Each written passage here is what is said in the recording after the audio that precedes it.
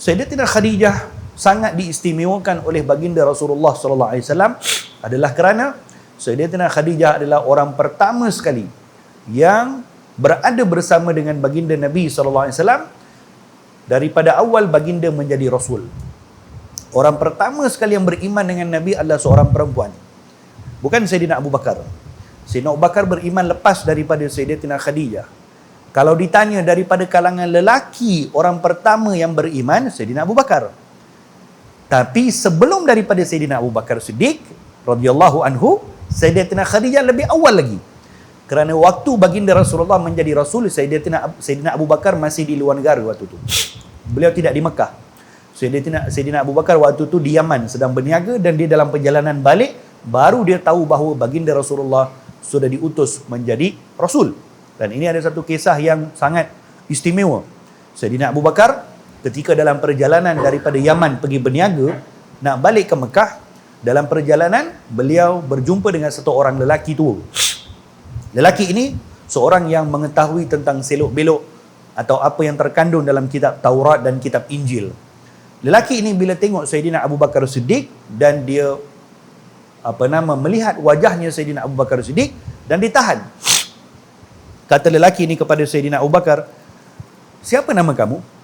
Abu Bakar kata, "Nama aku Fulan bin Fulan." Kata lelaki tua tu, "Bukankah kamu ni daripada Quraisy?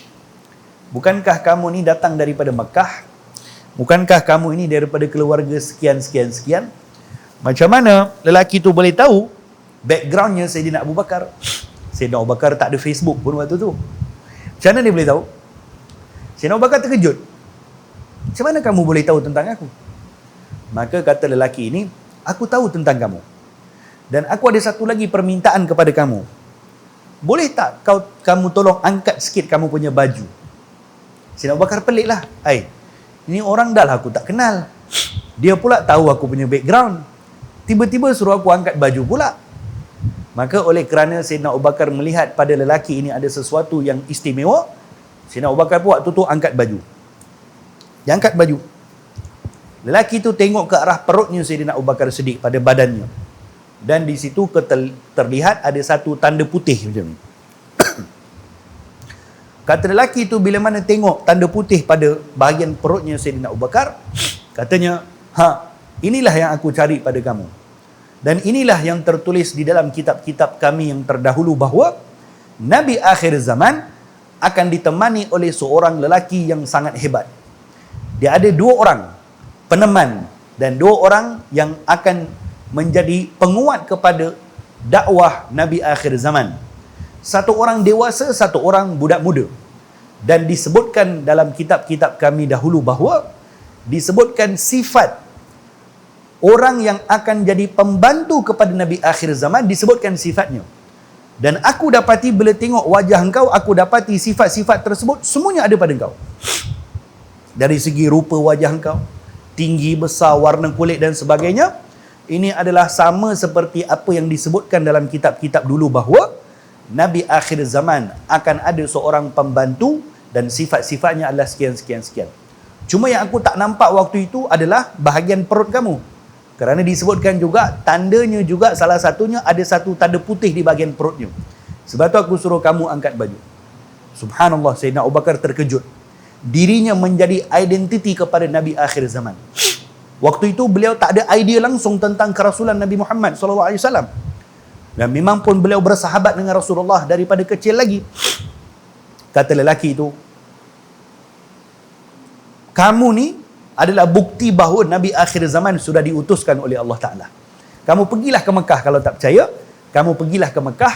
Di situ kamu akan dapati Nabi akhir zaman sudah diutuskan oleh Allah."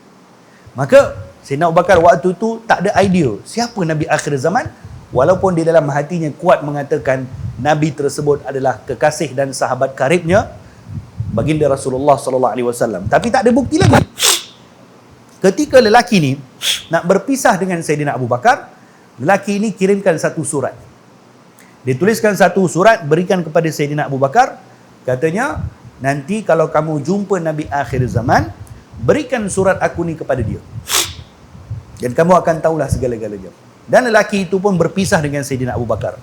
Sayyidina Abu Bakar teruskan perjalanan daripada Yaman, datang ke Mekah, terus datang berjumpa dengan baginda Rasulullah.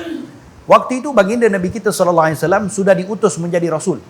Sudah beberapa hari pun. Masih baru lagi lah. Terus Sayyidina Abu Bakar datang ke rumah Nabi SAW bagi salam. Nampak Nabi SAW depan mata, Sayyidina Abu Bakar pun diberitahu oleh baginda Rasulullah apa yang berlaku kepada baginda Nabi beberapa hari lepas. Nabi didatangi oleh malaikat Jibril, Nabi diturunkan wahyu, turun surah Iqra bismi rabbikal ladzi khalaq, dilantik menjadi Rasul. Apa kata Sayyidina Abu Bakar? Katanya, ya Muhammad Rasulullah, katanya, ada tak apa-apa bukti bahawa betul kamu ini adalah Nabi akhir zaman? Sayyidina Abu Bakar tanya bukan seperti mana ditanya oleh orang-orang lain. Ramai juga yang tanya kepada Nabi Muhammad SAW, bukti Nabi Muhammad adalah Nabi akhir zaman. Tapi mereka bertanya dengan rasa meragukan. Mereka meragukan kenabian Nabi Muhammad. Sebab itu mereka bertanya. Tapi tidak kepada Sayyidina Abu Bakar Siddiq. Beliau bertanya waktu itu kerana bukan meragukan, tapi untuk menambahkan keyakinan. Seperti mana Nabi Ibrahim AS bertanya kepada Allah, ya Allah, tunjukkanlah kepada aku kaifa tuhyil mauta, bagaimana engkau hidupkan benda-benda mati. Bukankah Nabi Ibrahim tanya kepada Allah macam tu? Adakah Nabi Ibrahim tanya kerana Nabi Ibrahim tak percaya Allah Ta'ala mampu untuk menghidupkan yang mati? Bukan. Tapi Nabi Ibrahim tanya untuk mendapatkan ketetapan iman, lebih yakin dan sebagainya. Jadi Sayyidina Abu Bakar pun tanya atas dasar begitu juga. Apa kata baginda Rasulullah? Kata baginda Nabi SAW, ya Abu Bakar, mana surat yang dikirimkan oleh lelaki yang kau berjumpa dalam tengah jalan tadi? Sayyidina Abu Bakar tak sebut sepatah pun tentang perjumpaan dengan lelaki tersebut. Nabi yang tanya, mana surat yang dikirimkan kepada aku oleh lelaki yang kau jumpa tengah jalan tadi? Terus Sayyidina Abu Bakar jatuh sujud kepada baginda Rasul SAW dengan menyebutkan, asyhadu an la ilaha illallah wa asyhadu annaka Rasulullah. Demikian Islamnya Sayyidina Abu Bakar Siddiq, orang pertama daripada kalangan lelaki yang beriman kepada Rasul sallallahu alaihi wa ala alihi wa sahbihi wasallam.